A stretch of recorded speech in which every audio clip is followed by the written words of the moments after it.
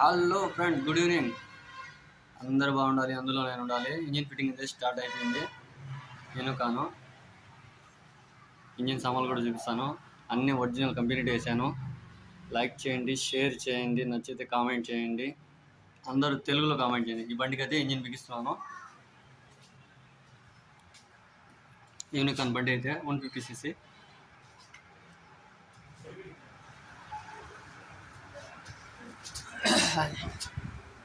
నేను ఒరిజినల్ సామాన్లు వేసాను. డూప్లికేట్ సామాన్లు అయితే అస్సలు వేయను.